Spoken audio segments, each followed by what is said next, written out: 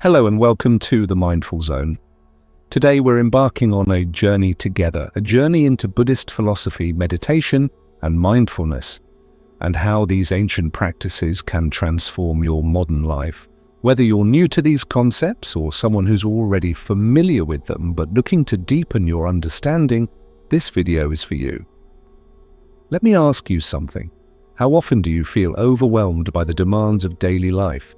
Between work deadlines, family responsibilities, endless notifications, and the constant pressure to keep up, it's easy to lose sight of what truly matters. Stress builds up, social media becomes an escape, and before long we find ourselves disconnected, not just from others, but from ourselves.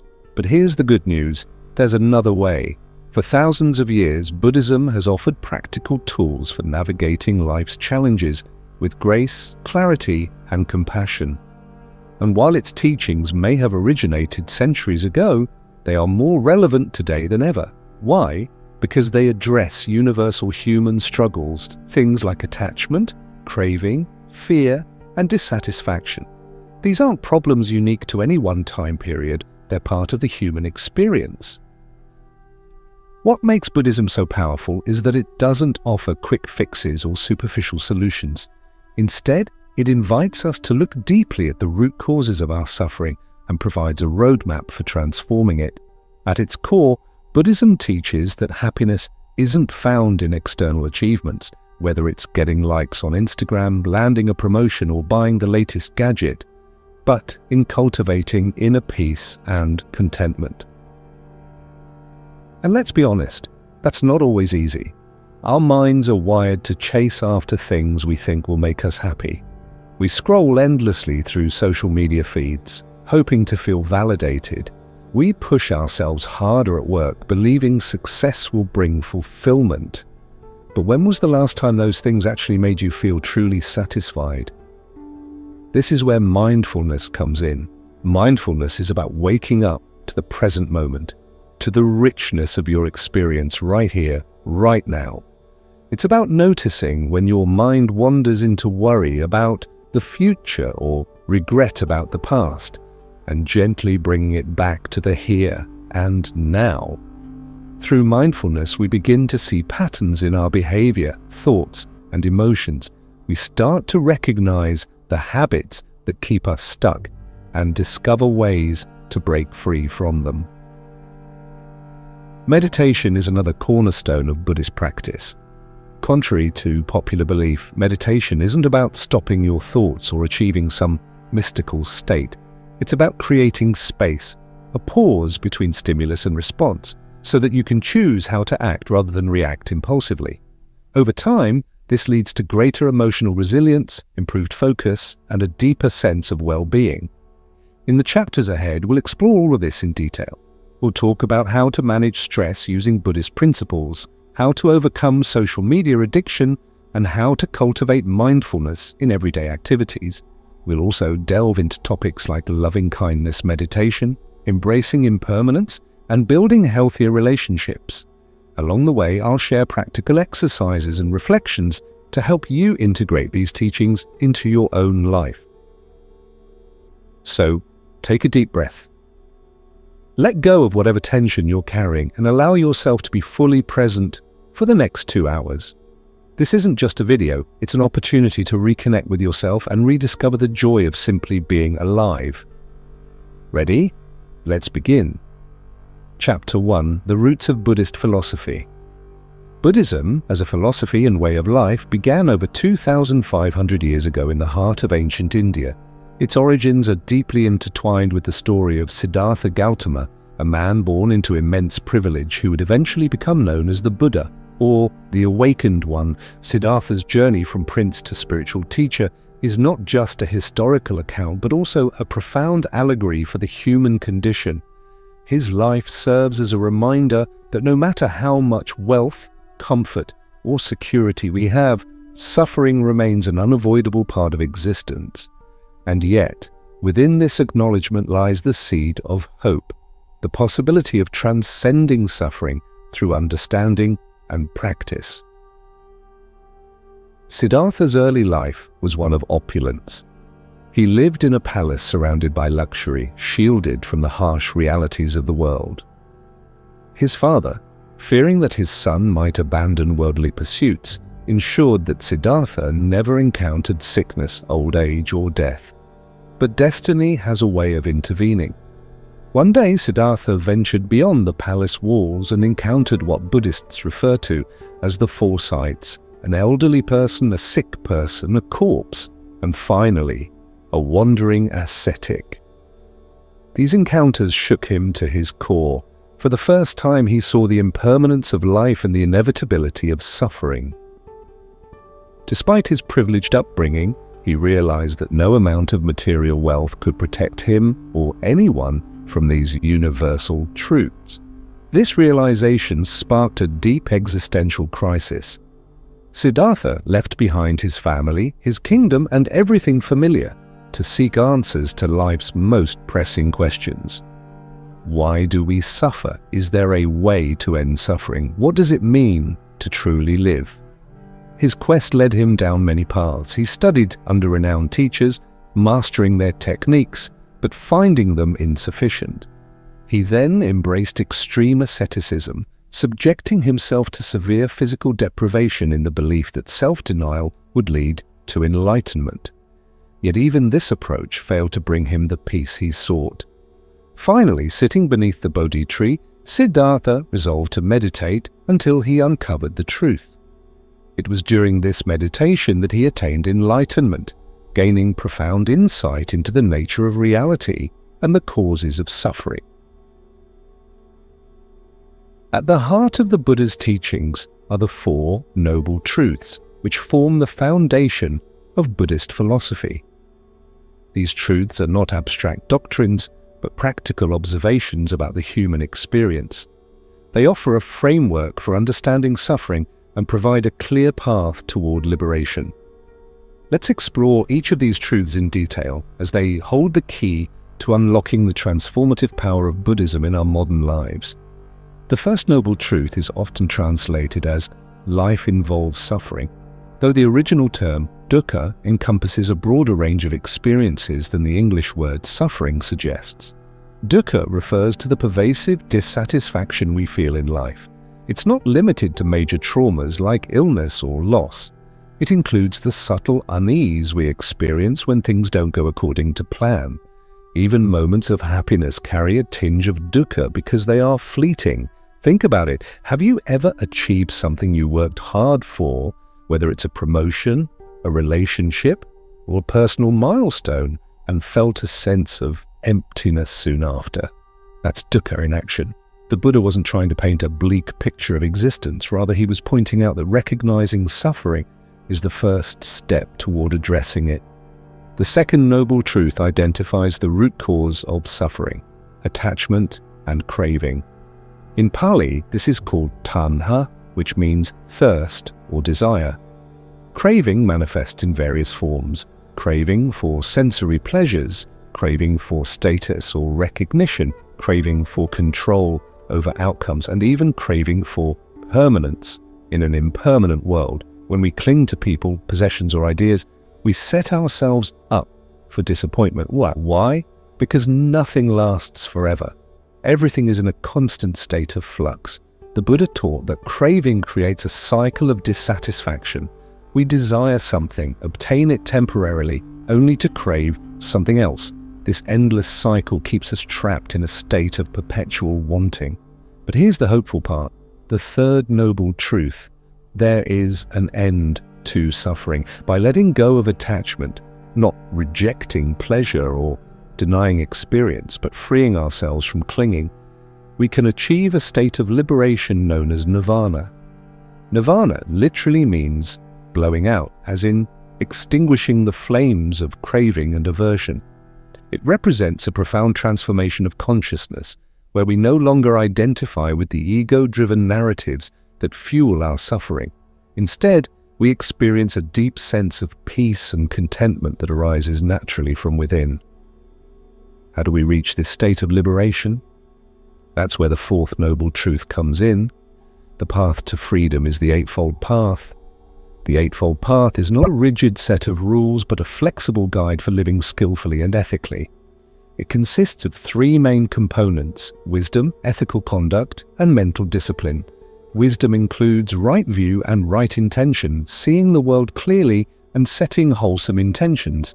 Ethical conduct encompasses right speech, right action, and right livelihood, behaving in ways that promote harmony and reduce harm.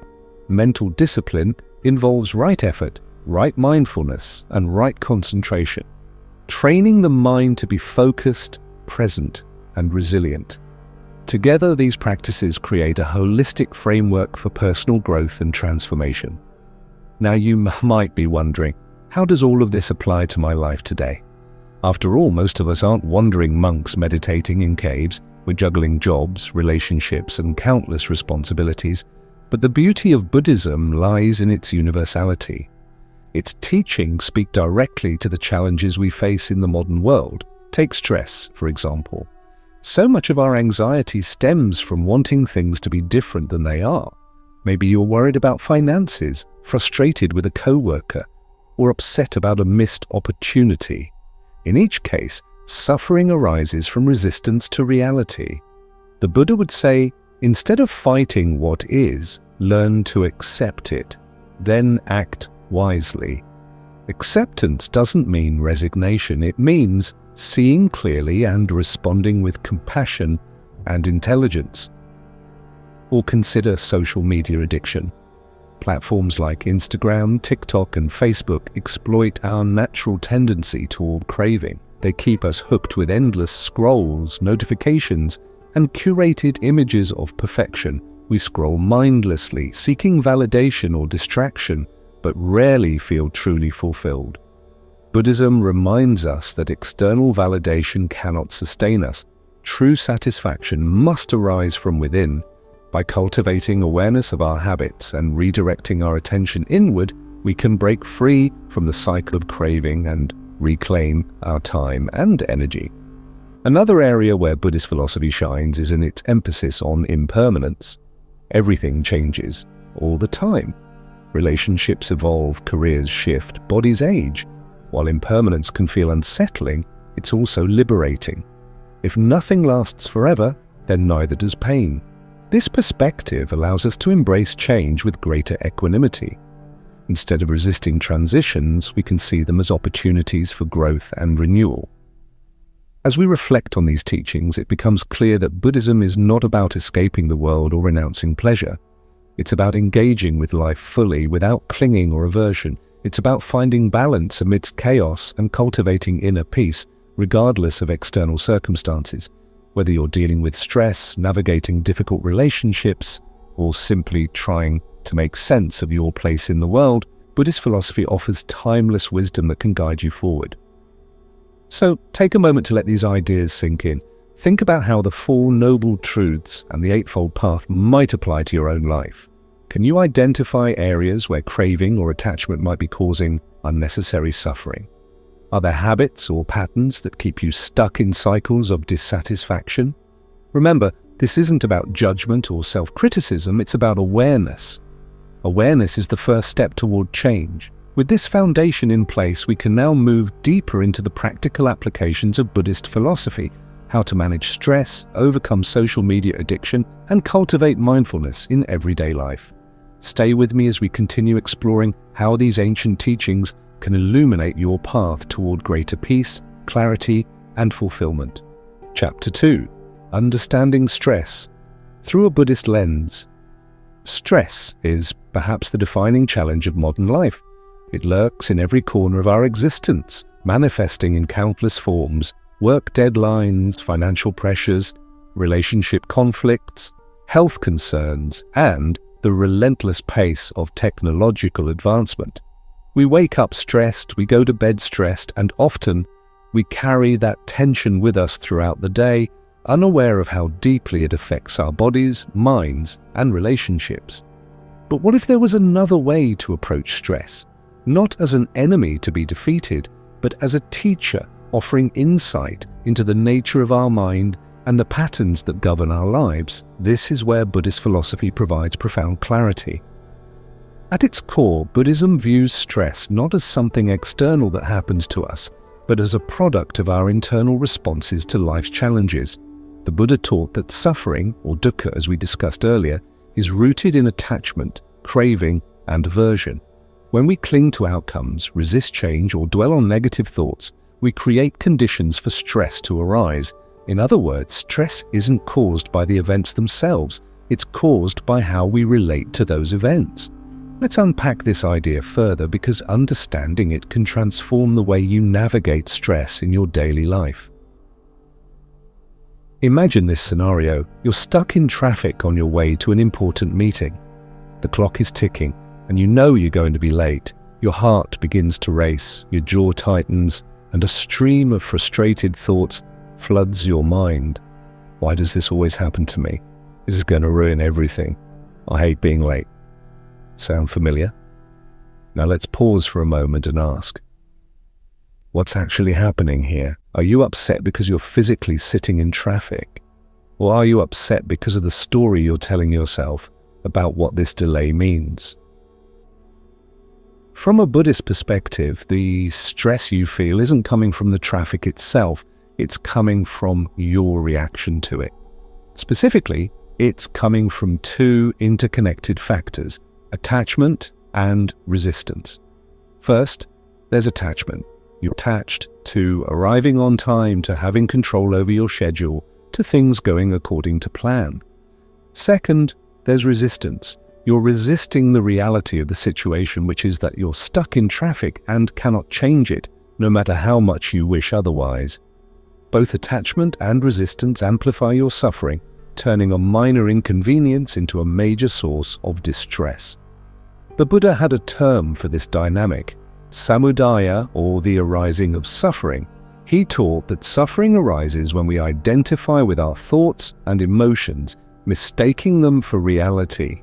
When you think, this traffic is ruining my day, you're not just observing the situation, you're fusing with it, allowing it to define your experience. But here's the liberating truth. Thoughts are not facts, they're mental events, passing clouds in the sky of your awareness. Just because you think something doesn't mean it's true. So how do we break free from this cycle of stress? The answer lies in cultivating mindfulness, a practice central to Buddhist teachings. Mindfulness involves paying attention to the present moment without judgment. It's about noticing what's happening right now, both internally, your thoughts, feelings, and bodily sensations, and externally, the sights, sounds, and smells around you. When applied to stress, mindfulness helps us step back from our habitual reactions and see them for what they are, conditioned patterns rather than absolute truths. Let's return to the traffic example. If you were practicing mindfulness in that moment, you might notice the tension in your shoulders, the rapid rhythm of your breath, and the cascade of anxious thoughts running through your mind. Instead of getting swept away by these experiences, you could acknowledge them with curiosity and compassion. I'm feeling tense. My body is responding to the situation. These thoughts are trying to protect me, but they're not helping right now. By simply observing these phenomena without identifying with them, you create space, a gap between stimulus and response. And in that space lies freedom. This concept of creating space is crucial. Viktor Frankl, the renowned psychiatrist and Holocaust survivor, famously said, "Between stimulus and response, there is a space. In that space is our power to choose our response. In our response lies our growth and our freedom." Buddhism takes this idea even deeper, teaching that the root of stress lies in our automatic reactions. When we react impulsively, whether it's snapping at someone in frustration, obsessing over worst-case scenarios, or numbing ourselves with distractions, we reinforce the very patterns that cause suffering. But when we pause, breathe, and respond with awareness, we interrupt those patterns and open ourselves to new possibilities. Of course, mindfulness alone won't magically eliminate stress from your life. Life will always present challenges, and some situations are inherently difficult. What mindfulness does is shift your relationship to those challenges. Instead of being overwhelmed by stress, you learn to meet it with equanimity, a calm, steady presence that allows you to navigate difficulties without losing yourself in the process. Equanimity doesn't mean indifference, it means engaging with life fully while maintaining inner balance. To cultivate this quality, Buddhism offers several practical tools. One of the most powerful is meditation. Meditation trains the mind to focus, helping you develop greater awareness of your thoughts and emotions. There are many forms of meditation, but one particularly effective practice for managing stress is mindful breathing. Here's how it works. Find a quiet place to sit comfortably. Close your eyes if you'd like, or keep them softly focused ahead. Bring your attention to your breath, noticing the sensation of air entering and leaving your nostrils, the rise and fall of your chest, the subtle expansion and contraction of your abdomen. Whenever your mind wanders, and it will wander, gently bring your attention back to your breath without judgment. Even 5 minutes of this practice can help calm your nervous system and reset your emotional state. Another tool is labeling, a technique used to create distance between you and your thoughts. When you notice a stressful thought arising, silently name it.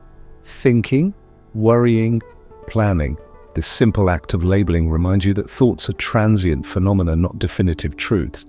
Over time, this practice weakens the grip of unhelpful thought patterns and strengthens your ability to observe them objectively. In addition to mindfulness and meditation, Buddhism emphasizes the importance of ethical conduct in reducing stress. Right speech, one aspect of the Eightfold Path, encourages us to communicate honestly, kindly, and constructively. How often do we add to our own stress by speaking harshly to others or to ourselves? By cultivating compassionate communication, we not only reduce conflict, but also foster a sense of connection and understanding that alleviates tension. It's also worth noting that stress often stems from unrealistic expectations. We expect life to unfold in a certain way, and when it doesn't, we feel disappointed or frustrated. Buddhism teaches us to embrace impermanence, the ever-changing nature of existence.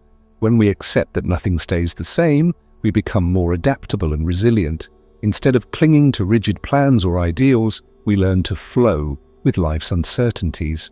This doesn't mean giving up on goals or aspirations. It means holding them lightly, recognizing that flexibility is key to navigating life's twists and turns.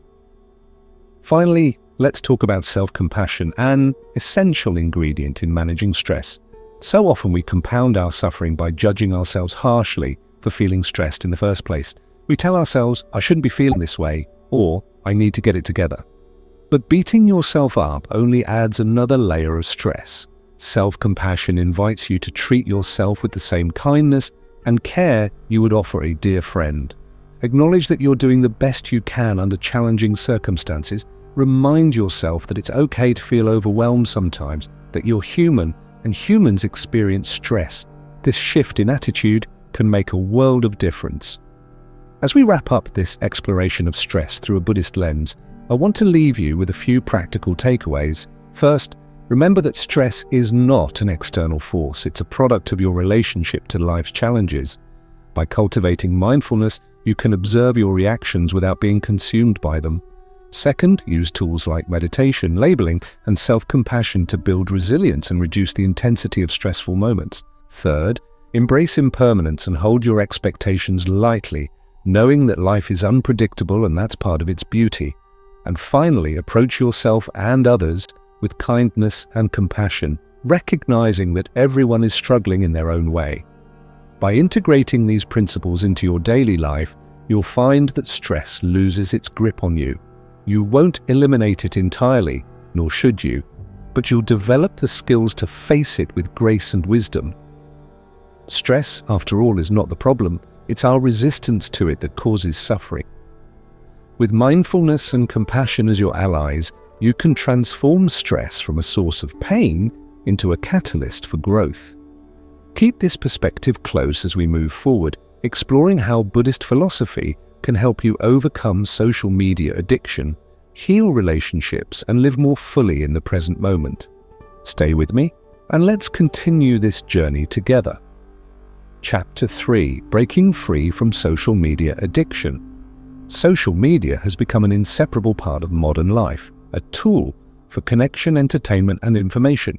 But beneath its shiny surface lies a darker reality: addiction. For many of us, social media isn't just a casual pastime, it's a compulsive habit that consumes our time, fragments our attention, and leaves us feeling disconnected from ourselves and others. The Buddha once said, "Craving is the root of suffering," and nowhere is this teaching more relevant than in our relationship with platforms like Instagram, TikTok, Twitter, and Facebook.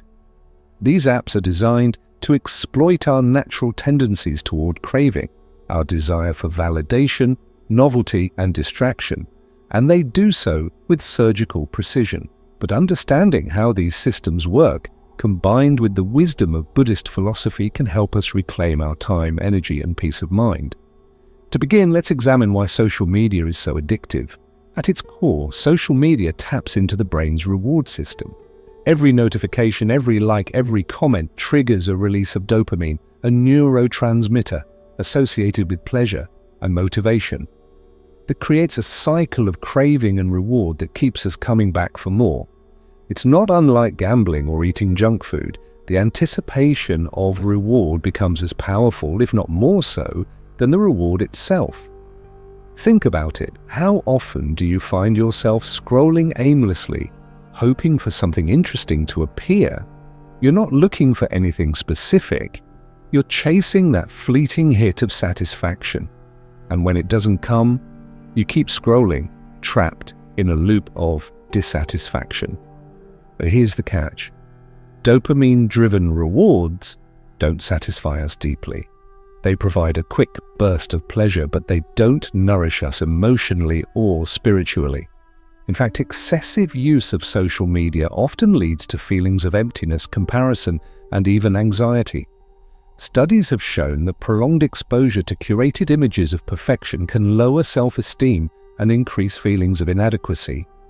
We scroll through pictures of people traveling to exotic destinations, achieving impressive milestones, or posing with radiant smiles, and we start to believe that everyone else is living a better life than we are. This phenomenon, known as social comparison, is a breeding ground for discontentment. Instead of appreciating what we have, we fixate on what we lack, and the cycle of craving intensifies. From a Buddhist perspective, this behavior is a textbook example of tanha, or craving. Tanha refers to the insatiable thirst for sensory pleasures, status, and control. When we engage with social media compulsively, we're feeding this craving without addressing its underlying causes. We tell ourselves that if we get enough likes, followers, or comments, we'll finally feel validated. But no amount of external approval can fill the void within us, because the root of the problem isn't outside, it's inside. True contentment comes not from external achievements, but from inner peace, which cannot be bought, earned, or scrolled into existence. So how do we break free from this cycle? The first step, according to Buddhism, is awareness. Awareness is the foundation of all transformation. Before we can change our habits, we need to see them clearly, to understand their origins, their mechanisms, and their consequences. Start by observing your own behavior around social media. When do you reach for your phone? What emotions drive you to open the app? Are you bored, lonely, anxious, seeking validation? Notice these patterns without judgment. Simply becoming aware of them is a powerful act of mindfulness. Once you've identified your triggers, the next step is setting boundaries. Boundaries are essential for creating space between you and your cravings. One effective strategy is to establish designated tech-free times or zones. For example, you might decide to leave your phone in another room during meals, avoid screens for the first hour after waking up, or turn off notifications altogether. These small changes may seem insignificant, but they can have a profound impact on your mental health and overall well-being. By giving yourself permission to disconnect, you create opportunities to reconnect with yourself, with loved ones, and with the world around you. Another helpful practice is mindful scrolling. Instead of mindlessly swiping through your feed, approach social media with intention. Ask yourself, why am I opening this app right now? What am I hoping to gain? Is this action aligned with my values and goals? If the answer is no, consider closing the app and redirecting your attention to something more meaningful. Mindful scrolling transforms social media from a source of distraction into a conscious choice, one that serves rather than diminishes your well-being. Meditation also plays a crucial role in overcoming social media addiction. Meditation trains the mind to focus, reducing the tendency to seek constant stimulation. When we meditate, we learn to sit with discomfort instead of fleeing from it. This skill is invaluable when dealing with cravings. Imagine you're tempted to check your phone out of boredom. Instead of giving in, pause for a moment. Take a deep breath. Notice the urge without acting on it. Remind yourself that this craving will pass. It's just a wave, not the ocean. Over time, this practice builds resilience, helping you resist the pull of social media and redirect your energy toward healthier pursuits. Loving kindness meditation, or Metta, is another powerful antidote to social media addiction. Metta involves cultivating feelings of goodwill and compassion, not just for others, but for yourself. Social media often fosters comparison and self-criticism, leaving us feeling unworthy or inadequate. Metta counters these negative emotions by reminding us of our inherent worthiness and interconnectedness. To practice Metta, find a quiet place to sit comfortably. Close your eyes and silently repeat phrases like, "May I be happy, may I be healthy, may I be safe, may I live with ease." Once you've extended these wishes to yourself, expand them outward, to friends, family, acquaintances, and even those who challenge you. By nurturing kindness and compassion, you reduce the need for external validation and strengthen your sense of belonging. It's also important to recognize the role of impermanence in our relationship with social media.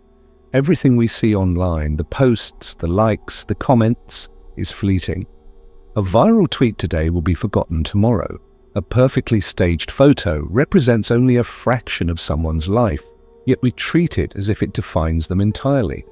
Understanding impermanence helps us detach from the illusion of permanence created by social media.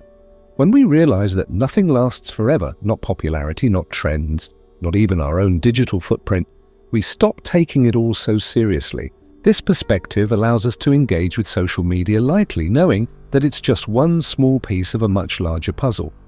In addition to awareness, boundaries, meditation, and impermanence, ethical conduct is another key component of breaking free from social media addiction. Right speech, one aspect of the Eightfold Path, encourages us to communicate honestly, kindly, and constructively. On social media, this means being mindful of how we present ourselves and interact with others. Do your posts contribute positively to the conversation, or do they perpetuate negativity, judgment, or divisiveness? Are you engaging authentically, or are you performing for likes and followers? By aligning your online behavior with your values, you create a healthier relationship with social media, one that reflects your true self rather than a curated persona. Self-compassion is equally vital. Many of us judge ourselves harshly for spending too much time on social media, berating ourselves for lacking discipline or willpower. But beating yourself up only reinforces the cycle of craving and self-doubt. Instead, approach yourself with kindness and understanding. Acknowledge that breaking free from social media addiction is a process, not an overnight fix. Celebrate small victories along the way. For example, resisting the urge to check your phone during dinner or deciding not to post something impulsively. Each step forward is a testament to your commitment to growth and well-being. Finally, let's talk about the importance of cultivating presence in real life. Social media thrives on absence, on pulling us away from the here and now. But true fulfillment comes from being fully engaged with the present moment. Whether you're having a conversation with a friend, enjoying a meal, or simply sitting quietly, bring your full attention to the experience. Notice the details, the tone of someone's voice, the texture of your food, the rhythm of your breath. When you immerse yourself in the richness of the present, the allure of social media fades, you realize that the most meaningful connections and experiences happen offline in the tangible world of human interaction.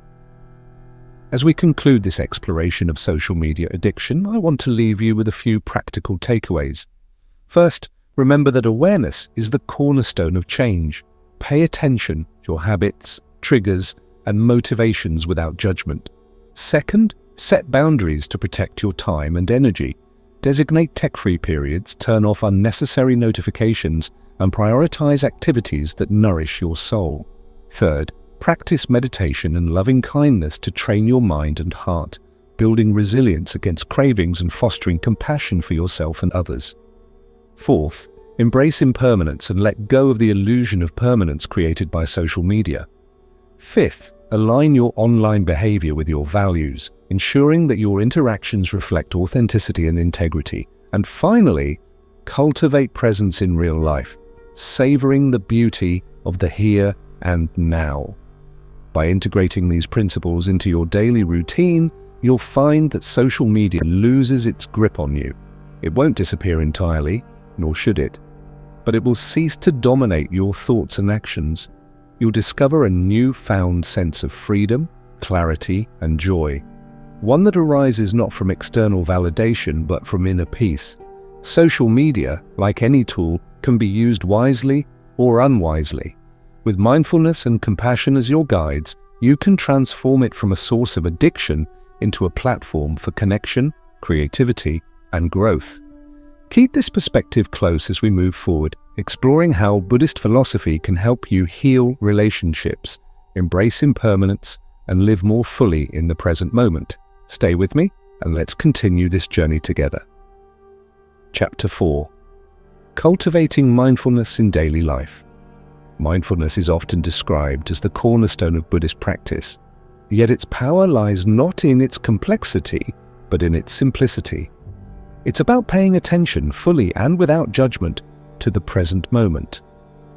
While meditation provides a structured way to cultivate mindfulness, this quality can be woven into every aspect of your daily life. From washing dishes to walking to work, from eating meals to engaging in conversations, mindfulness transforms ordinary activities into opportunities for presence, clarity, and connection. In this chapter, we'll explore how mindfulness works, why it matters, and most importantly, how you can integrate it seamlessly into your everyday routines. Let's start by understanding what mindfulness really means. At its essence, mindfulness is awareness. It's noticing what's happening right now, not just externally through your senses, but internally through your thoughts, emotions, and bodily sensations. The Buddha likened the mind to a wild elephant, untamed and prone to wandering off in all directions. Without training, our minds are scattered, constantly pulled between memories of the past, worries about the future, and fantasies that take us far from the here and now. Mindfulness acts as a gentle guide, bringing the elephant back to the present moment. It doesn't suppress or deny anything, rather, it allows everything to arise naturally while maintaining a steady anchor in the now. Why does this matter? Because the present moment is where life actually unfolds. Think about it. When was the last time you truly experienced something, not just thought about it or reacted to it, but fully immersed yourself in it? If you're like most people, your answer might be unsettling. So much of our lives are lived on autopilot, caught up in habitual patterns of thinking and behaving. We eat breakfast while scrolling through emails, commute to work lost in rumination, and spend evenings half watching TV while checking social media. These fragmented experiences leave us feeling disconnected, not only from the world around us, but also from ourselves. Mindfulness changes this dynamic. By grounding us in the present, it helps us break free from automaticity and reclaim agency over our lives. Research has shown that regular mindfulness practice reduces stress, improves focus, enhances emotional regulation, and even boosts physical health. But beyond these measurable benefits, mindfulness offers something deeper, a sense of aliveness. It reminds us that every moment is precious, no matter how mundane it may seem. Whether you're sipping tea, folding laundry, or waiting in line at the grocery store, there's beauty to be found if you're willing to look. So, how do we cultivate mindfulness in daily life? One approach is to adopt what Buddhists call sati, or continuous awareness. Sati involves bringing mindful attention to whatever you're doing, no matter how trivial it might appear. Let's consider some examples. Imagine you're brushing your teeth. Normally, this might be an opportunity for your mind to wander, to plan your day, replay arguments, or fantasize about future events. But with mindfulness, you bring your full attention to the task. Feel the bristles against your gums. Notice the minty taste of the toothpaste. Hear the sound of water running. Engage all your senses, savoring the experience as though it were the first time. This simple shift transforms a routine activity into a moment of presence. Or picture yourself drinking coffee. Instead of gulping it down while rushing out the door, pause for a few minutes. Hold the mug in your hands, feeling its warmth. Take a slow sip, letting the flavor linger on your tongue. Observe the steam rising, the way light filters through the liquid. Allow yourself to fully inhabit this moment, appreciating the small joys it contains. Over time, these tiny acts of mindfulness accumulate, creating a foundation of awareness that permeates your entire day. Walking is another powerful vehicle for mindfulness. Most of us walk without giving it much thought. Our feet move automatically while our minds drift elsewhere. But when you walk mindfully, you tune into the rhythm of your steps, the sensation of your feet touching the ground, the movement of your body through space. You notice the sights, sounds, and smells around you, the rustling leaves, the distant hum of traffic, the cool breeze against your skin. Walking becomes not just transportation, but meditation in motion. Even seemingly tedious tasks like washing dishes can become opportunities for mindfulness. Instead of rushing through them while mentally composing your next email, immerse yourself in the process. Notice the temperature of the water, the texture of the soap bubbles, the weight of the plate in your hand. Pay attention to the flow of movement, from rinsing to scrubbing to drying. By doing so, you transform a chore into a ritual, infusing it with meaning and grace. Of course, cultivating mindfulness isn't always easy. Our minds are conditioned to resist stillness, seeking constant stimulation instead. Thoughts will inevitably arise, plans, judgments, distractions, and that's perfectly okay. The key is not to fight them, but to observe them with curiosity and kindness. One helpful technique is labeling, which we touched on earlier. When you notice a thought or emotion arising, silently name it: thinking, worrying, judging. This act of labeling creates distance, reminding you that thoughts are transient phenomena, not absolute truths. Over time, this practice weakens their grip and strengthens your ability to return to the present moment. Another challenge is consistency. Mindfulness isn't something you practice once and then forget. It requires ongoing effort and commitment. Start small. Choose one daily activity: eating breakfast, taking a shower, commuting to work, and resolve to do it mindfully. Gradually expand this practice to other areas of your life. Remember, mindfulness is less about perfection and more about progress. Even brief moments of awareness make a difference. One particularly effective tool for integrating mindfulness into daily life is the STOP method. STOP stands for stop, pause, whatever you're doing. T, take a breath, inhale deeply, exhaling slowly. O, observe, tune into your body, thoughts, and surroundings. P, proceed. Return to your task with renewed awareness. This simple exercise can be done anytime, anywhere, whether you're feeling overwhelmed, distracted, or simply need a reset. Try it the next time you're stuck in traffic, waiting in line, or transitioning between tasks. It's a quick yet powerful way to anchor yourself in the present. Mindfulness also extends to how we relate to others. Interpersonal interactions are fertile ground for practicing presence. How often do we listen to someone while simultaneously planning our response, judging their words, or thinking about something else entirely? True listening requires mindfulness, giving the other person your full attention free from distraction or agenda. When you engage in conversations mindfully, you deepen your connections and foster mutual understanding. Compassion plays a vital role here as well. Buddhism teaches mindfulness and compassion go hand in hand. When you approach yourself and others with kindness and empathy, you create a supportive environment for mindfulness to flourish. For instance, if you catch yourself slipping into autopilot or reacting impulsively, don't criticize yourself. Instead, acknowledge the lapse with gentleness and resolve to try again. Self-compassion fuels resilience, helping you stay committed to the practice even when challenges arise. It's also worth noting that mindfulness isn't limited to solitary activities. It can enhance group settings too. Consider shared meals, for example. Eating together is one of humanity's oldest rituals, yet many of us rush through it, barely tasting our food. By slowing down and savoring each bite, you not only enrich your own experience, but also invite others to join you in the spirit of mindfulness. Similarly, collaborative projects at work or school can benefit from mindful communication, listening actively, speaking thoughtfully, and staying attuned to the needs of the group. Finally, let's talk about the role of gratitude in mindfulness. Gratitude amplifies presence by shifting your focus from what's lacking to what's abundant. Each day offers countless gifts: the air you breathe, the roof over your head, the love in your heart, but they often go unnoticed amid the hustle and bustle of modern life. By pausing to appreciate these blessings, you cultivate a mindset of abundance that supports mindfulness. End each day by reflecting on 3 things you're grateful for. They don't have to be grand gestures. Sometimes the smallest joys, a kind word, a warm hug, a beautiful sunset, are the most profound. As we wrap up this exploration of mindfulness in daily life, I want to leave you with a few practical takeaways. First, remember that mindfulness is accessible to everyone, regardless of age, background, or experience.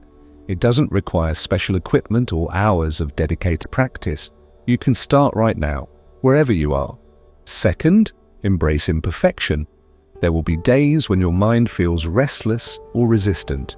That's part of the journey. What matters is your willingness to keep showing up. Third, use tools like labeling, the stop method, and gratitude to support your practice, especially during challenging moments. Fourth, integrate mindfulness into existing routines rather than treating it as an additional burden. Fifth, extend mindfulness beyond yourself, fostering compassionate connections with others. And finally, trust the process. Mindfulness is a lifelong practice, not a destination. With patience and persistence, it will gradually reshape your relationship with yourself, others, and the world. By weaving mindfulness into the fabric of your daily life, you'll discover a newfound sense of peace, clarity, and joy. Tasks that once felt burdensome will become sources of fulfillment, relationships will deepen, and even the simplest moments will shine with unexpected radiance. Mindfulness reminds us that happiness isn't found in extraordinary achievements or exotic destinations. It's hidden in plain sight, waiting to be uncovered through the lens of presence. Keep this perspective close as we move forward, exploring how Buddhist philosophy can help you heal relationships, embrace impermanence, and live more fully in the present moment. Stay with me and let's continue this journey together. Chapter 5, Loving Kindness Meditation, Metta. Loving kindness meditation, or Metta in Pali, is one of the most transformative practices in Buddhist philosophy. It's a practice that cultivates unconditional love and compassion, not just for others, but also for ourselves. In a world often marked by division, judgment, and competition, Metta reminds us of our shared humanity and the interconnectedness of all beings. This chapter will delve deeply into the principles, techniques, and profound benefits of loving kindness meditation, guiding you step by step to integrate it into your life. At its core, Metta is about generating goodwill and warmth toward all living things. The Buddha taught that hatred cannot be overcome by more hatred. Only love can dissolve hatred. Metta embodies this principle, offering a way to soften the heart, heal wounds, and foster harmony within ourselves and with others. It's not about forcing feelings of affection. It's about creating the conditions for genuine kindness to arise naturally. When practiced consistently, Metta transforms not only how we relate to others, but also how we see ourselves and the world around us. To understand why Metta is so powerful, let's first examine the nature of human emotions. Our minds are wired to prioritize survival, which often means being vigilant for threats. While this instinct served our ancestors well in dangerous environments, it can lead to unnecessary suffering in modern times. We become hyper-aware of perceived slights, quick to judge others, and prone to holding grudges. These tendencies create barriers between us and those around us, isolating us emotionally even when we're physically surrounded by people.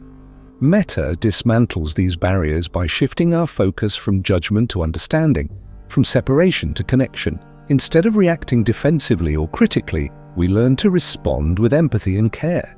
This shift doesn't happen overnight. It requires patience, repetition, and a willingness to confront uncomfortable emotions. But the rewards are immense. Studies have shown that regular Metta practice increases positive emotions, reduces stress, improves relationships, and even enhances physical health. But beyond these measurable outcomes, Metta fosters a deep sense of belonging, a reminder that we are part of something greater than ourselves. So, how do we practice Metta?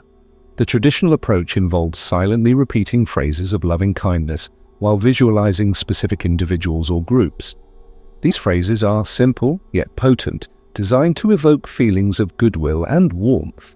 A common set includes, "May I be happy," "May I be healthy," "May I be safe," "May I live with ease." The practice begins with directing these wishes toward yourself. This might feel counterintuitive at first, especially if you're someone who struggles with self-compassion, but it's essential. You cannot give what you do not possess. By cultivating kindness toward yourself, you create a reservoir of goodwill that overflows into your interactions with others. Once you've spent some time extending Metta to yourself, you gradually expand the circle of compassion outward. The next step is to direct the same phrases towards someone you love, a close friend, family member, or mentor. Picture them clearly in your mind's eye, imagining their face, voice, and presence. Feel the warmth of your affection as you silently repeat the phrases, "May you be happy," "May you be healthy," "May you be safe," "May you live with ease." Notice how these words resonate differently depending on whom you're focusing on. For loved ones, the feelings may flow easily, filling you with joy and tenderness. Allow yourself to bask in these emotions without clinging to them. They're gifts to cherish, not possessions to hoard. After offering Metta to someone you love, the next stage involves including neutral people, individuals you encounter regularly but don't have strong feelings about, such as a co-worker, neighbor, or cashier. This step challenges us to recognize the inherent worthiness of every person, regardless of our personal connection to them. Directing Metta toward neutral individuals helps break down the walls of indifference and opens our hearts to the vast web of humanity. The fourth phase is perhaps the most challenging, extending Metta to difficult people, those who have hurt us, angered us, or frustrated us. This could be anyone from a former partner to a critical boss to a political figure whose views oppose yours. It's important to note that Metta doesn't mean condoning harmful behavior or excusing injustice. Rather, it's about recognizing that everyone suffers and that suffering often drives people to act unkindly. By wishing for their happiness, safety, and ease, you're not endorsing their actions, you're acknowledging their humanity and releasing the burden of resentment that weighs you down. When working with difficult individuals, start small. Begin by visualizing someone who mildly irritates you rather than someone who has caused significant harm. Repeat the phrases slowly, allowing any resistance or discomfort to surface without judgment. If anger or frustration arises, acknowledge it gently and return to the practice. Over time, you'll find that Metta softens your perspective, replacing animosity with understanding. Finally, the practice culminates in universal Metta, an expansive wish for the well-being of all beings everywhere. Visualize the entire planet teeming with life, humans, animals, plants, and ecosystems. Envision waves of kindness radiating outward, touching every corner of existence. Silently repeat the phrases, "May all beings be happy," "May all beings be healthy," "May all beings be safe," "May all beings live with ease." This final stage underscores the interconnectedness of all life. When we truly internalize the idea that our actions ripple outward, affecting countless others, we begin to live with greater mindfulness and responsibility. Universal Metta inspires us to contribute positively to the world, knowing that even small acts of kindness can have far-reaching effects. Now that we've outlined the structure of Metta meditation, let's explore some practical tips for incorporating it into your daily routine. Like any skill, Metta requires consistent practice to yield results. Start with short sessions, 5 to 10 minutes, and gradually increase the duration as you become more comfortable. Choose a quiet space where you won't be disturbed and sit in a relaxed yet alert posture.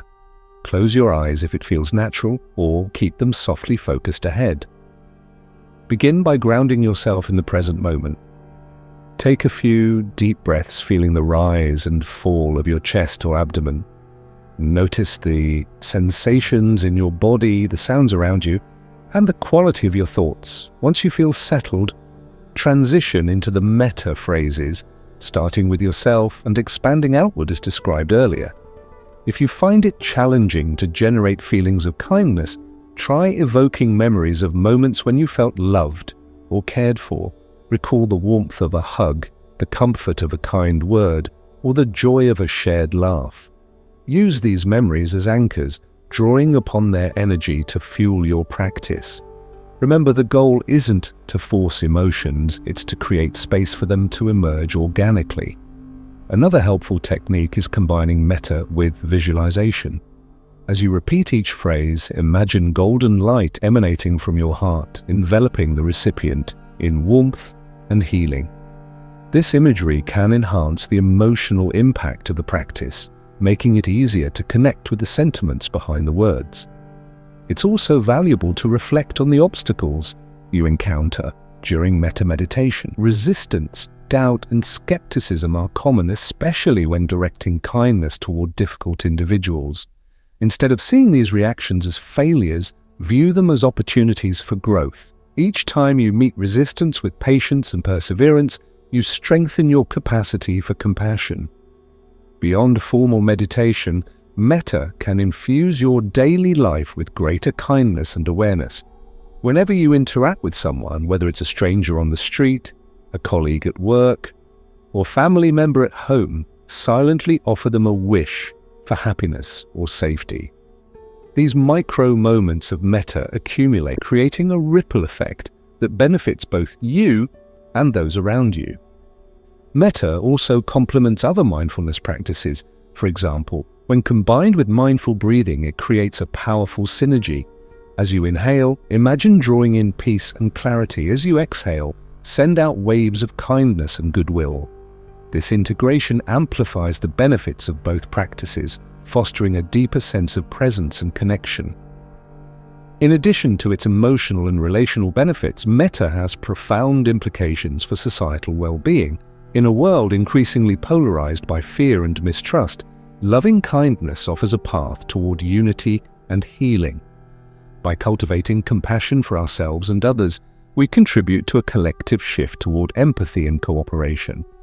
Every act of kindness, no matter how small, has the potential to inspire change, not just in individual lives, but in communities and societies as a whole.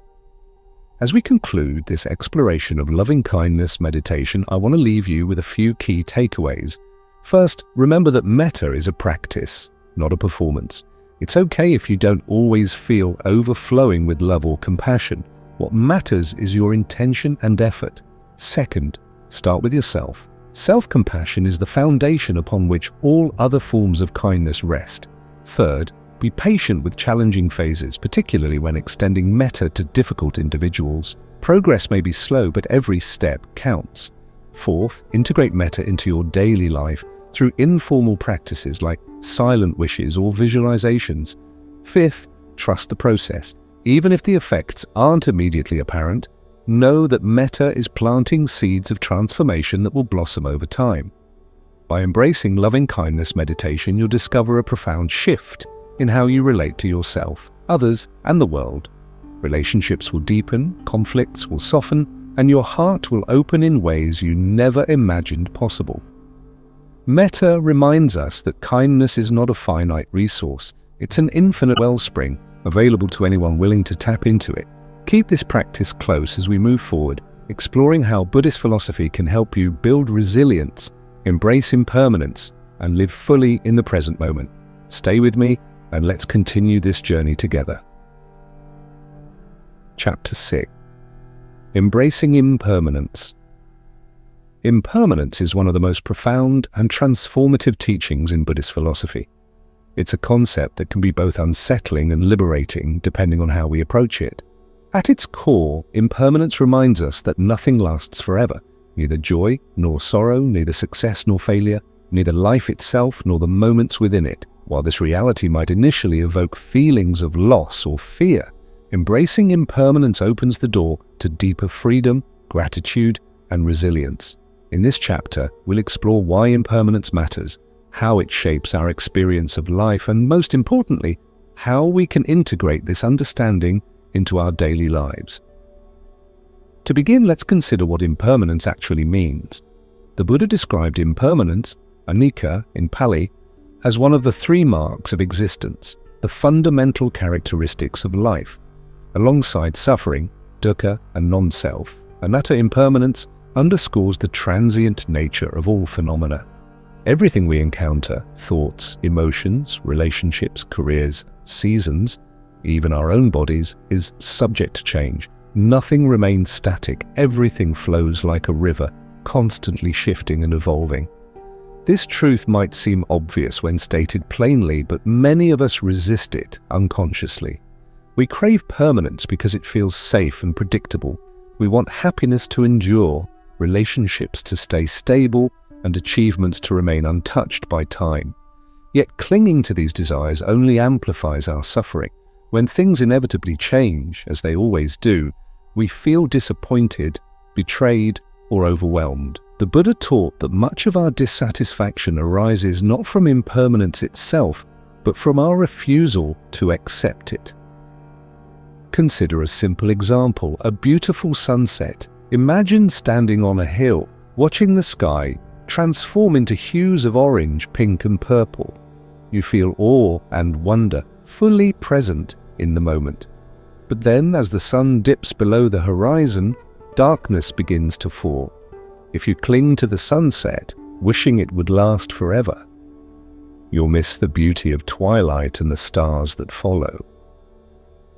On the other hand, if you embrace the fleeting nature of the scene, you can savor each phase without attachment, finding joy in the transition rather than lamenting its passing.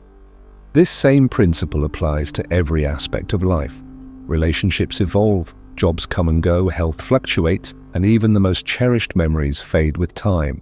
By resisting these changes, we create unnecessary suffering for ourselves, but when we accept impermanence, we learn to appreciate the richness of the present moment, knowing that it won't last forever, and that's precisely what makes it precious. One of the reasons impermanence is so challenging to accept is that it confronts us with the inevitability of loss. Loss is an unavoidable part of life, whether it's the end of a relationship, the death of a loved one, or the fading of youth. These experiences are painful, and there's no denying their impact. However, Buddhism offers a unique perspective on loss. It's not something to be feared or avoided, but rather something to be understood and embraced. When we recognize that everything is impermanent, we stop taking things for granted. We cherish the people, places, and moments in our lives more deeply, knowing they won't be here indefinitely. Take friendships, for instance. How often do we assume that our friends will always be available, always understand us, or always share the same level of closeness? When a friendship changes, perhaps due to distance, differing priorities, or misunderstandings, it can feel like a betrayal. But if we view the relationship through the lens of impermanence, we see it differently. Instead of clinging to how things used to be, we can appreciate the connection for what it was and honor its evolution. This doesn't mean dismissing pain or avoiding difficult conversations. It means acknowledging that change is natural and inevitable. The same applies to our sense of self. One of the most radical aspects of Buddhist philosophy is the teaching of anatta, or non-self. According to this doctrine, there is no fixed, unchanging I at the center of our being. Our thoughts, emotions, and identities are constantly in flux, shaped by countless internal and external factors. This realization can be disorienting at first, especially in a culture that places such high value on individualism and personal achievement. But when we let go of the illusion of a permanent self, we experience a profound sense of liberation. We stop identifying so strongly with our successes and failures, our likes and dislikes, our roles and responsibilities. Instead, we see ourselves as part of a larger flow, a dynamic process rather than a static entity. Embracing impermanence also transforms how we handle adversity. Life is full of ups and downs, and while we may not have control over external circumstances, we do have control over how we respond to them. When we resist change, we add an extra layer of suffering to already difficult situations. For example, imagine losing a job. The initial shock and uncertainty can trigger fear, anger, or despair. But if we remind ourselves that careers, like everything else, are impermanent, we can approach the situation with greater clarity and equanimity. Instead of dwelling on what's been lost, we can focus on new opportunities and possibilities. Impermanence teaches us that endings are also beginnings, and that even in the midst of hardship, seeds of growth are planted. Mindfulness plays a crucial role in helping us embrace impermanence.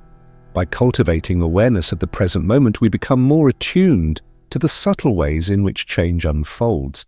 Consider your breath a perfect metaphor for impermanence. Each inhale arises, peaks, and dissolves into an exhale. No two breaths are exactly alike, yet they form a continuous rhythm. Similarly, our thoughts, emotions, and experiences arise and pass away, creating the tapestry of our lives. Mindfulness allows us to witness this process without clinging to pleasant moments or pushing away unpleasant ones. It helps us develop a relationship with impermanence that is curious, compassionate, and accepting. Another powerful tool for working with impermanence is reflection. Taking time to contemplate the transient nature of life can deepen our appreciation for its beauty and fragility. One traditional practice involves reflecting on the 5 remembrances, which are contemplations on aging, illness, death, separation, and karma. These reflections aren't meant to induce fear or sadness, but to awaken us to the urgency of living fully in the present. For example, reflecting on the inevitability of death encourages us to prioritize what truly matters, to nurture meaningful relationships, pursue passions, and contribute positively to the world. Gratitude is another essential companion to impermanence. When we acknowledge that everything is fleeting, we naturally feel more grateful for what we have right now. Think about the small joys in your life: a warm cup of tea, a kind word from a stranger, the sound of birdsong in the morning. These moments might seem insignificant, but they're gifts that enrich our existence. Gratitude shifts our focus from scarcity to abundance, reminding us that even amidst impermanence, there's plenty to celebrate. In addition to personal benefits, embracing impermanence fosters greater compassion for others. When we recognize that everyone is navigating the same uncertain terrain, the same cycles of birth, aging, sickness, and death, we develop a deeper sense of empathy. We realize that behind every smile or frown lies a human being grappling with their own struggles and aspirations. This understanding softens our hearts, making us more patient, forgiving, and supportive in our interactions. It's also worth noting that impermanence extends beyond individuals to encompass the entire planet. Nature operates in cycles of growth, decay, and renewal. Seasons change, rivers carve new paths, forests burn and regenerate. Recognizing our place within this vast web of interconnectedness inspires a sense of stewardship and responsibility. We begin to see that our actions, no matter how small, have ripple effects that influence the well-being of ecosystems and future generations. Embracing impermanence motivates us to live sustainably, honoring the delicate balance of life. As we integrate impermanence into our daily lives, it's helpful to adopt certain practices that reinforce this understanding. One effective technique is journaling. Spend a few minutes each day writing about moments of change or transition you've observed. This could include anything from noticing the changing colors of leaves to reflecting on shifts in your mood or perspective. Journaling helps you track patterns and insights, deepening your awareness of impermanence over time. Another practice is mindfulness meditation, focused specifically on impermanence. During your meditation, bring attention to the ever-changing nature of your breath, bodily sensations, thoughts, and emotions. Notice how each experience arises, lingers briefly, and fades away. Allow yourself to rest in the flow of impermanence, trusting that whatever arises will eventually pass.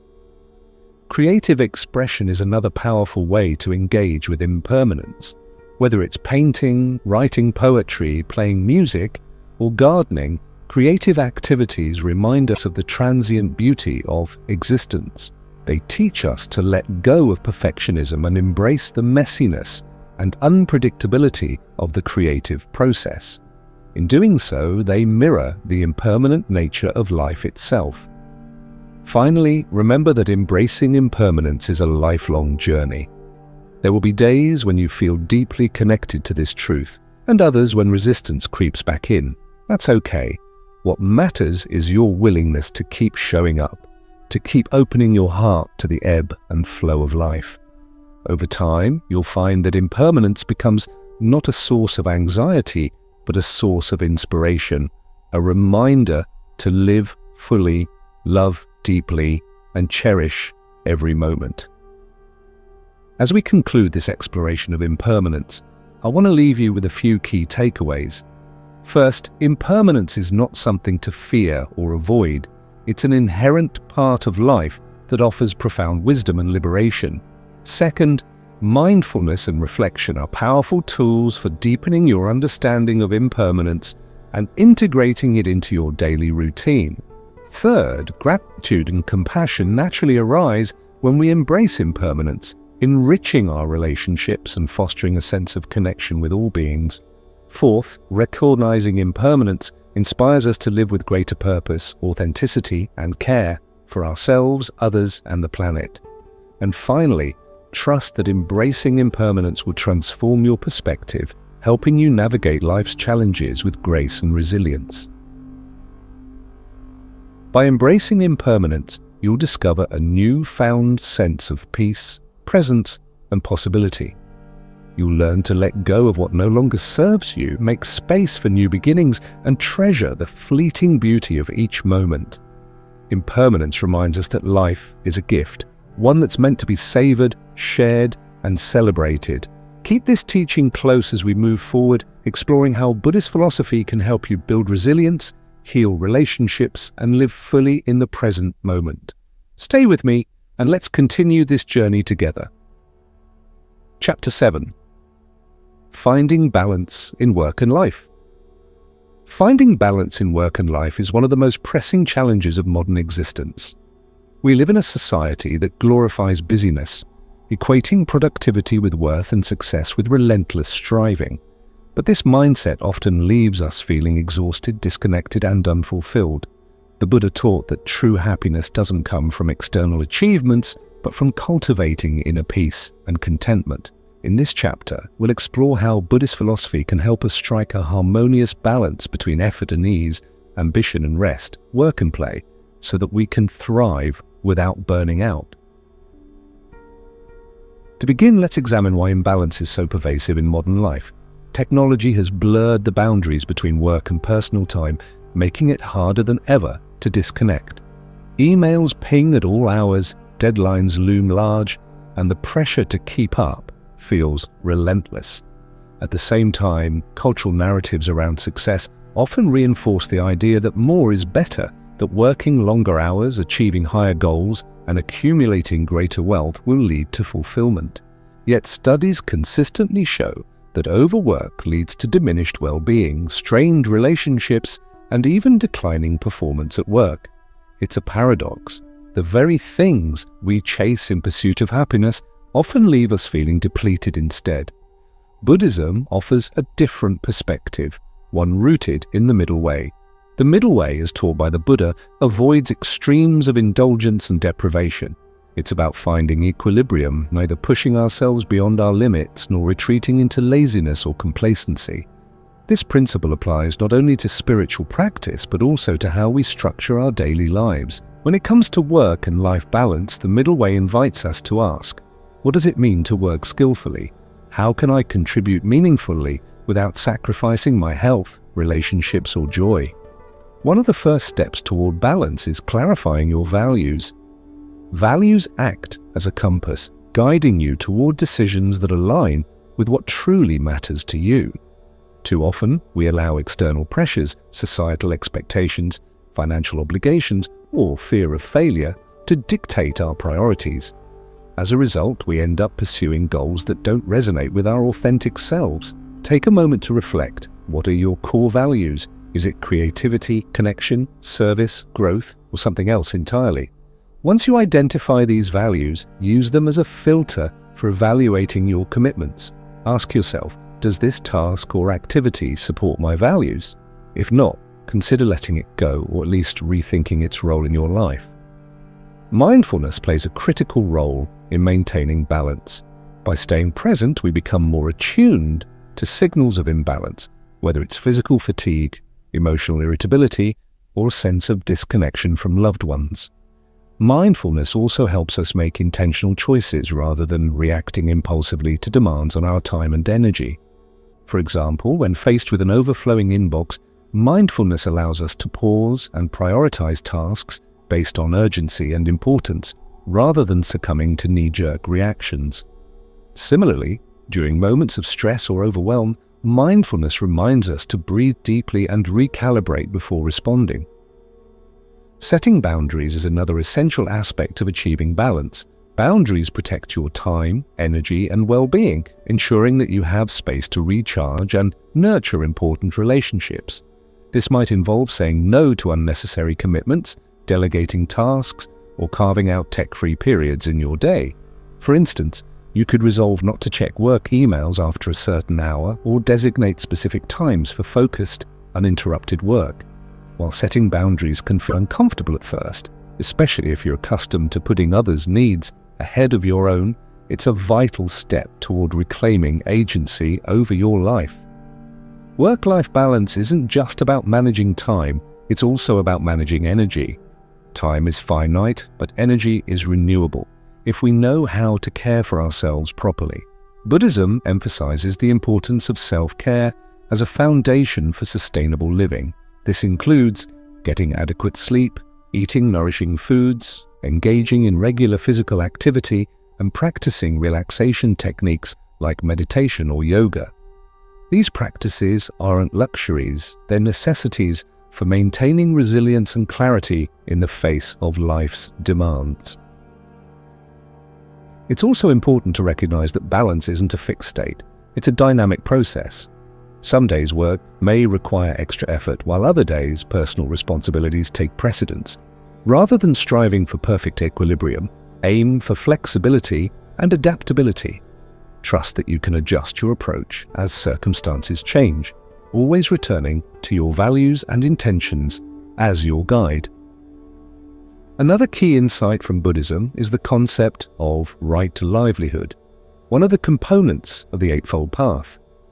Right livelihood encourages us to engage in work that is ethical, meaningful, and aligned with our values. This doesn't necessarily mean quitting your job to pursue a passion project. It means approaching whatever work you do with integrity and purpose. Whether you're a teacher, entrepreneur, artist, or office worker, you can infuse your efforts with mindfulness and compassion, creating positive ripples that extend beyond yourself. Of course, Finding meaning in work doesn't absolve us of the need for rest and leisure. Play is just as important as productivity. It fuels creativity, strengthens bonds, and restores vitality. Unfortunately, many adults treat leisure as an afterthought, squeezing it in only when everything else is done. But play shouldn't be relegated to second place. It deserves equal billing alongside work. Make time for activities that bring you joy, whether it's hiking, painting, cooking, dancing, or simply spending quality time with loved ones.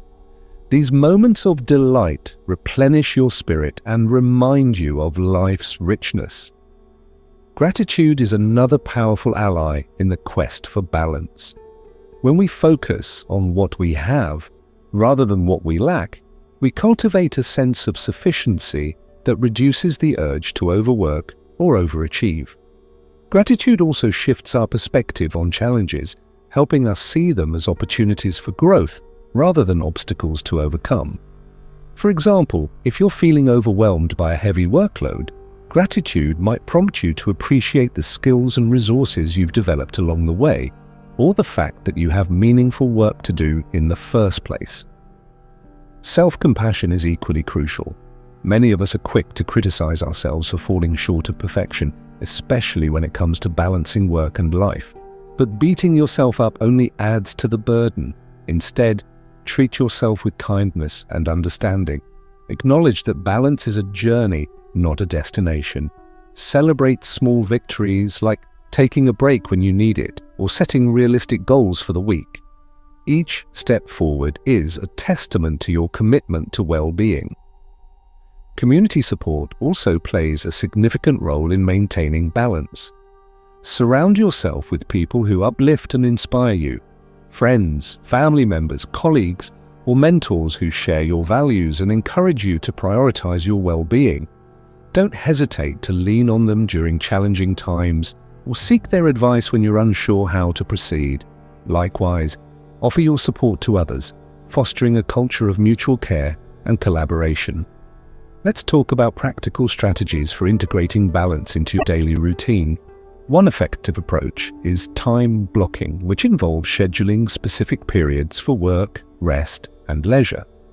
For example, you might dedicate mornings to focused work, afternoons to collaborative tasks, and evenings to relaxation or hobbies. Stick to these blocks as much as possible, treating them as non-negotiable appointments with yourself. Another helpful technique is batching similar tasks together. For instance, answering emails in one sitting rather than scattering them throughout the day. This minimizes context switching and boosts efficiency. Mindful transitions are another valuable tool. Transitions occur whenever you shift from one activity to another, such as leaving work to return home or finishing dinner to start winding down for bed. Without mindful attention, these transitions can feel abrupt or chaotic. To smooth them out, create rituals that signal the change. For example, you might take a few deep breaths before starting a new task, stretch briefly between meetings, or light a candle to mark the transition from work mode to personal time. These small acts anchor you in the present moment and help you move gracefully through your day. Finally, remember that balance requires periodic reflection and adjustment. Set aside time each week to review your schedule, assess your energy levels, and evaluate whether your current approach is serving you well. Be honest with yourself. Are there areas where you're overextending or neglecting? Are there opportunities to delegate, simplify, or realign?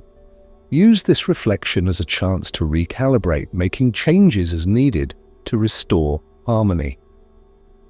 As we conclude this exploration of finding balance in work and life, I want to leave you with a few key takeaways. First, balance is not about achieving perfection, it's about embracing imperfection and trusting the process.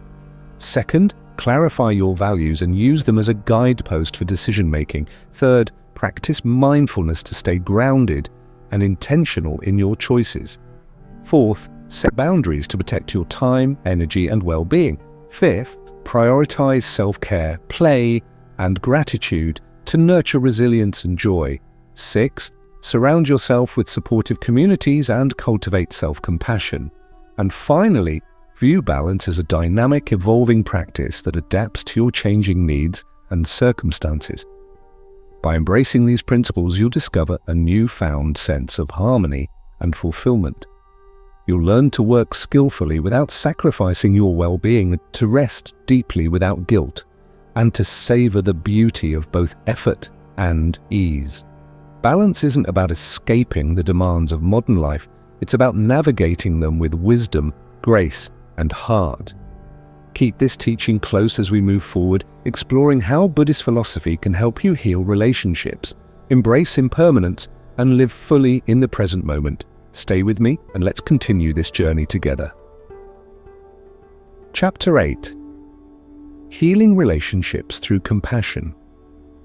Relationships are the threads that weave the fabric of our lives. They shape who we are, influence how we see the world, and provide us with a sense of belonging and connection. Yet despite their importance, relationships can also be some of the most challenging aspects of human existence. Misunderstandings, conflicts, unmet expectations, and emotional wounds constrain even the strongest bonds. Buddhism offers profound insights into healing and nurturing relationships through compassion, a practice that not only transforms our interactions with others, but also deepens our understanding of ourselves. At its heart, compassion is about recognizing suffering in ourselves and in others, and responding with kindness and care. The Buddha taught that all beings share a common desire to be happy and free from pain. This universal truth forms the foundation of compassion. When we approach relationships through this lens, we begin to see others not as adversaries or obstacles, but as fellow travelers on the journey of life, each carrying their own burdens and struggles. This shift in perspective softens our hearts, dissolves barriers, and opens the door to deeper connection and mutual understanding. One of the most transformative teachings in Buddhism is the concept of karuna, or active compassion. Karuna goes beyond mere sympathy. It involves taking action to alleviate suffering, whether it's through words, gestures, or simply being present. In the context of relationships, karuna means listening deeply when someone is in pain, offering support without judgment, and showing up fully in moments of need. It's about meeting people where they are rather than imposing our own agendas or assumptions onto them. To understand why compassion is so powerful in relationships, let's first examine the root causes of conflict. Much of the discord we experience stems from misunderstanding and miscommunication. We often interpret others' actions through the lens of our own fears, biases, and insecurities. For example, if a friend cancels plans at the last minute, we might assume they don't value our time, when in reality they may be dealing with personal challenges they haven't shared. These assumptions create stories in our minds, stories that fuel resentment, anger, or disappointment. Compassion interrupts this cycle by encouraging us to pause and consider alternative explanations. Instead of jumping to conclusions, we ask ourselves, what might the other person be experiencing? What pain or fear could be driving their behavior? This doesn't mean excusing harmful actions or ignoring boundaries. It means striving to understand before reacting. By doing so, we create space for empathy to emerge, replacing judgment with curiosity and openness. Mindfulness plays a crucial role in cultivating compassion within relationships. When we're mindful, we become more attuned to subtle cues, body language, tone of voice, and facial expressions that reveal what someone might not be saying explicitly. We also become more aware of our own emotional responses, allowing us to respond thoughtfully rather than react impulsively. For instance, imagine you're having a disagreement with your partner. Without mindfulness, you might lash out defensively, escalating the tension. But with mindfulness, you notice the heat rising in your chest, take a deep breath, and choose to speak calmly instead. This simple act of presence can de-escalate conflict and pave the way for constructive dialogue. Another key aspect of compassionate relationships is forgiveness.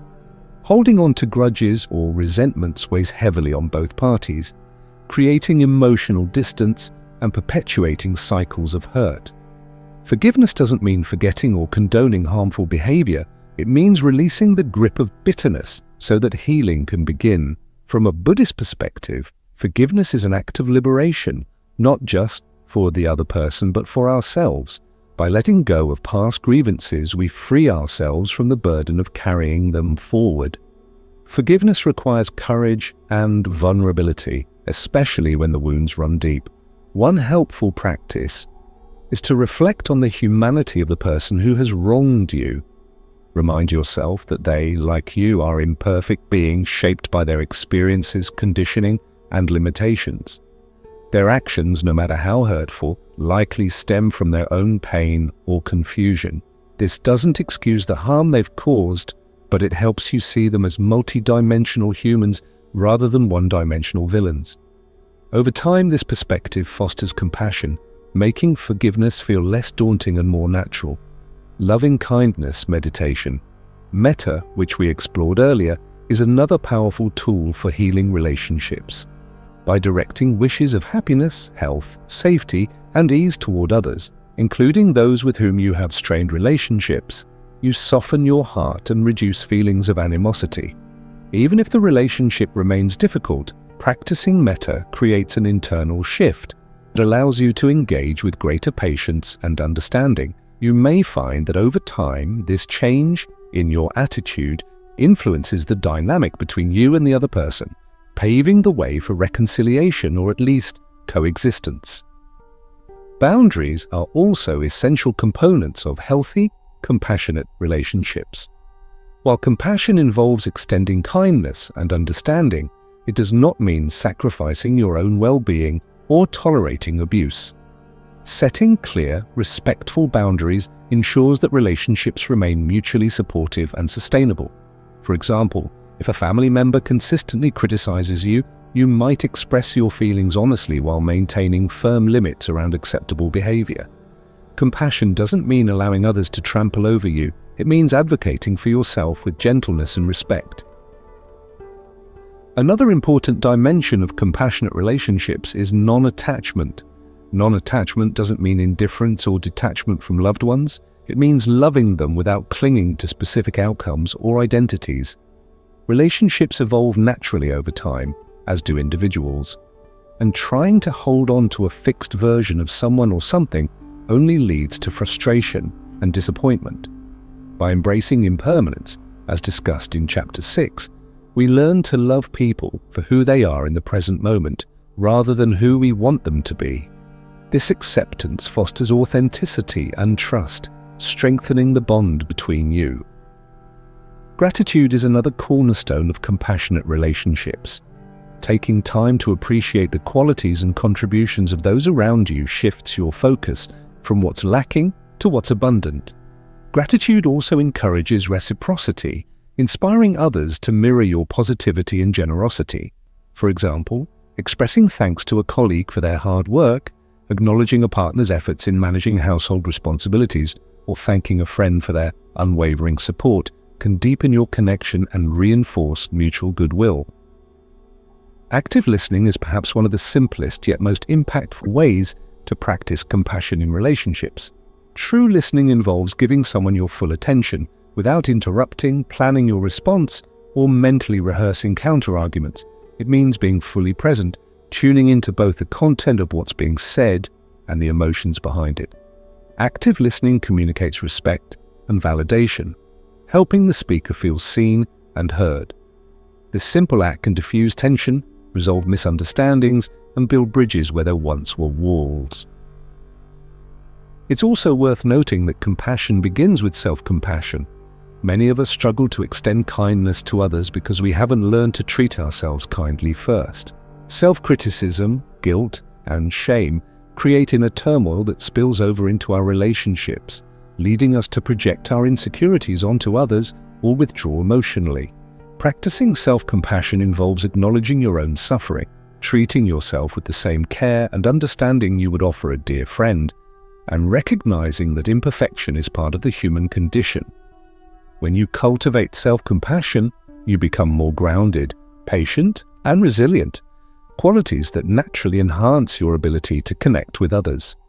Let's talk about practical strategies for integrating compassion into your daily interactions. One effective approach is the compassionate pause. Whenever you're faced with a challenging situation or interaction, take a moment to breathe deeply and center yourself. Ask, how can I respond with kindness and wisdom right now? This brief pause gives you the clarity and calm needed to act from a place of compassion rather than reactivity.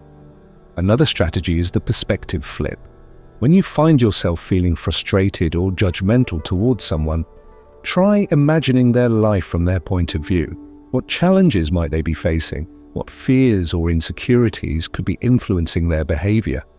This exercise helps you step outside your own narrative and see the bigger picture, fostering empathy and reducing defensiveness. Expressing gratitude regularly is another valuable habit.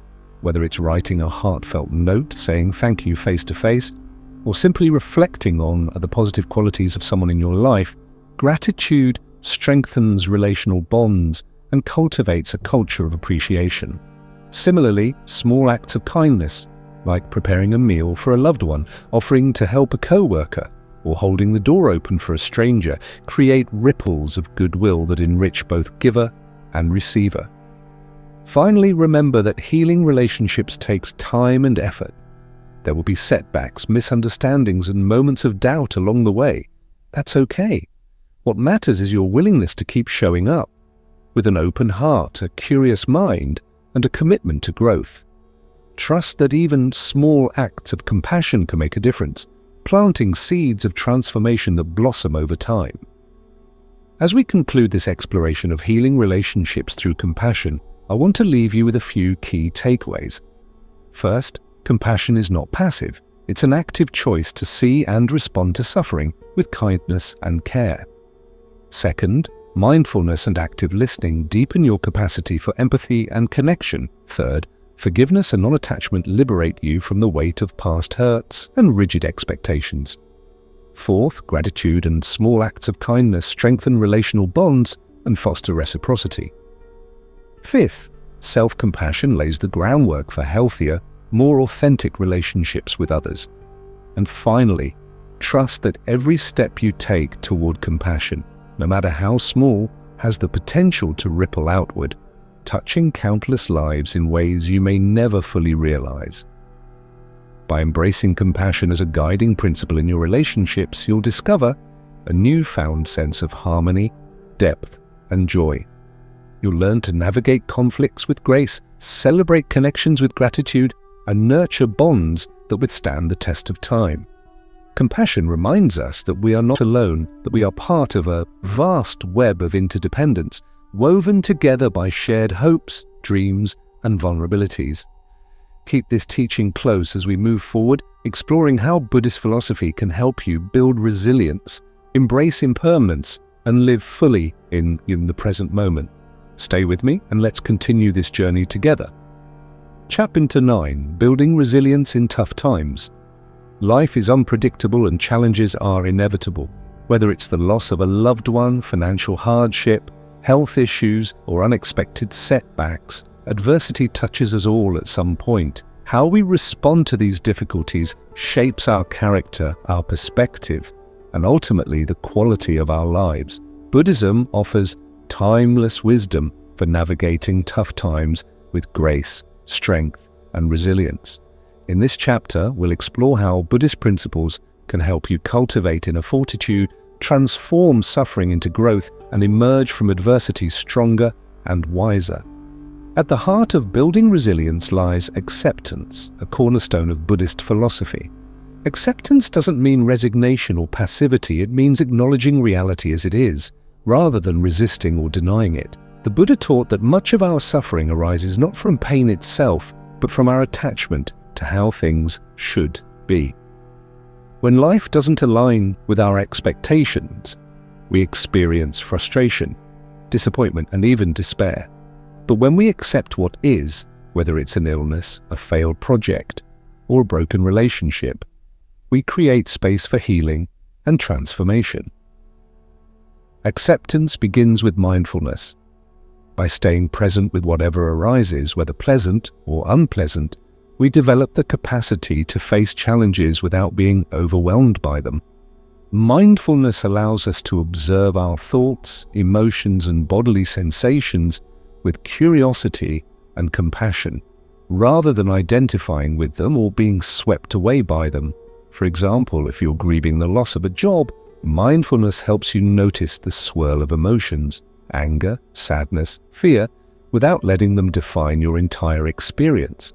You see them as passing clouds in the sky of your awareness, temporary states that will eventually dissolve. Another powerful teaching in Buddhism is the concept of dukkha, or suffering.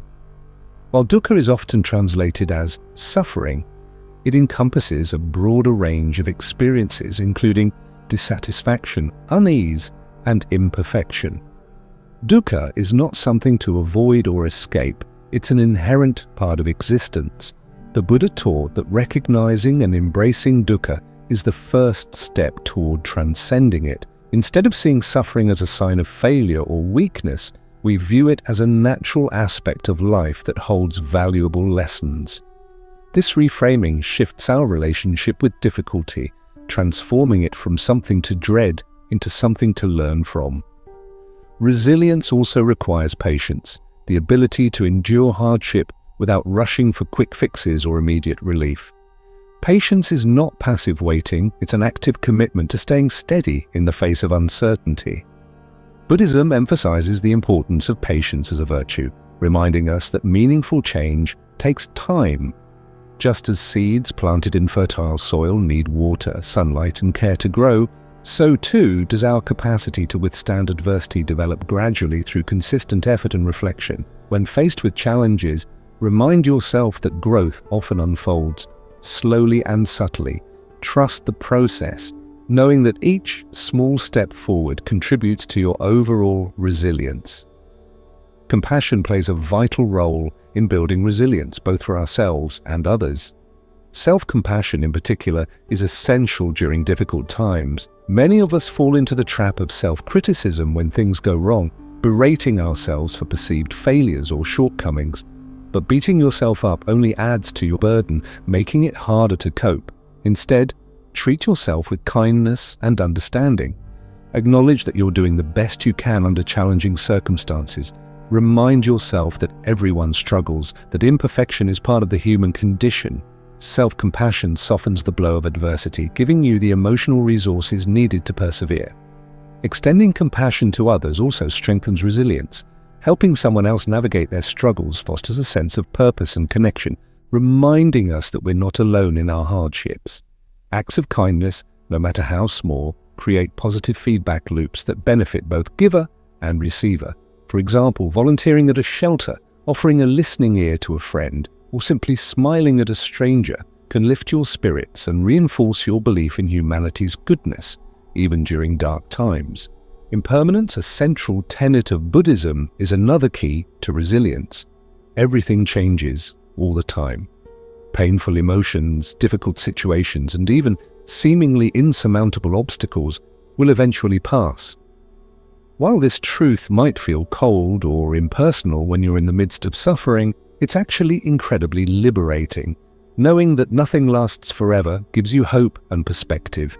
It reminds you that storms give way to sunshine, winter yields to spring, and hardship paves the way for renewal. Embracing impermanence teaches you to hold lightly to both joy and sorrow, trusting that life flows in cycles of ebb and flow. Meditation is a powerful tool for cultivating resilience. Through meditation, you train your mind to focus, remain calm under pressure, and access inner resources like courage and equanimity. Loving-kindness meditation, Metta, which we explored earlier, is especially effective during tough times. By directing wishes of happiness, health, safety, and ease toward yourself and others, you generate feelings of warmth and goodwill that counteract negativity and despair. Even in moments of profound difficulty, Metta reminds you of your interconnectedness with all beings, fostering a sense of belonging and support. Mindfulness meditation also builds resilience by strengthening your ability to stay grounded in the present moment. When you meditate, you practice observing thoughts and emotions without clinging to them or pushing them away. This skill translates directly to real-life challenges, enabling you to face adversity with greater clarity and composure. For instance, if you're dealing with chronic illness, Mindfulness helps you focus on what you can control, your breath, your attitude, your response to symptoms, rather than fixating on what you cannot. Reflection is another important practice for building resilience. Taking time to contemplate your experiences, not just during crises but afterward as well, helps you extract meaning and insight from hardship. Ask yourself, what did I learn from this challenge? How has it changed me? What strengths did I discover within myself? Reflection transforms adversity into a teacher, revealing hidden gifts and opportunities for growth. Over time, you'll find that challenges become less daunting because you've developed confidence in your ability to adapt and overcome. Gratitude is yet another ally in cultivating resilience. During tough times, it's easy to focus solely on what's going wrong, losing sight of the many blessings still present in your life. Gratitude shifts your attention from scarcity to abundance, helping you maintain perspective and balance. For example, if you're struggling financially, gratitude might prompt you to appreciate the roof over your head, the food on your table, or the love of family and friends. These reminders of goodness anchor you in the present moment, providing stability and hope amid uncertainty. Community support is crucial for resilience as well. No one thrives in isolation. We all need encouragement, guidance, and companionship during difficult periods. Lean on trusted friends, family members, mentors, or spiritual communities when you're feeling overwhelmed. Don't hesitate to ask for help. It's a sign of strength, not weakness. Likewise, offer your support to others, creating a network of mutual care and solidarity. Shared struggles forge deeper connections, reminding us that we're part of something larger than ourselves. Let's talk about practical strategies for integrating resilience into your daily life. One effective approach is journaling. Writing about your experiences, both the highs and the lows, helps you process emotions, clarify thoughts, and track patterns over time. Journaling also provides a safe space to vent frustrations, celebrate victories, and reflect on lessons learned. Try setting aside a few minutes each day to write freely without worrying about grammar or structure. Let your words flow naturally, allowing insights to emerge organically. Another strategy is developing a personal mantra or affirmation to repeat during challenging moments. Phrases like, "This too shall pass," "I am stronger than I think," or "Every storm runs out of rain," serve as anchors, grounding you in hope and determination. Choose a phrase that resonates with you and keep it close. Write it on a sticky note, save it as your phone wallpaper, or whisper it silently whenever doubt creeps in. Physical activity is another powerful way to build resilience. Exercise releases endorphins, reduces stress, and boosts mood, making it easier to face adversity with energy and optimism. Whether it's yoga, running, dancing, or simply taking a brisk walk, movement connects you to your body and clears mental clutter. Find an activity you enjoy and make it a regular part of your routine. Creative expression also fosters resilience by channeling emotions into productive outlets. Painting, writing poetry, playing music, gardening, or cooking allows you to process feelings in non-verbal ways, accessing parts of yourself that logic alone cannot reach. Creativity reminds you of your innate resourcefulness, empowering you to imagine new possibilities and solutions. Finally, remember that resilience is not a destination, it's a journey. There will be days when you feel invincible and others when even small tasks seem overwhelming.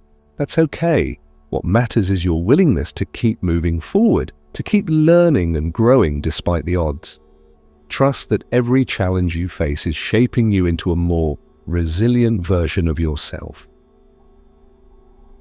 As we conclude this exploration of building resilience in tough times, I want to leave you with a few key takeaways. First, acceptance and mindfulness form the foundation of resilience, helping you face adversity with clarity and calm. Second, patience and compassion, both for yourself and others, strengthen your emotional reserves and foster connection.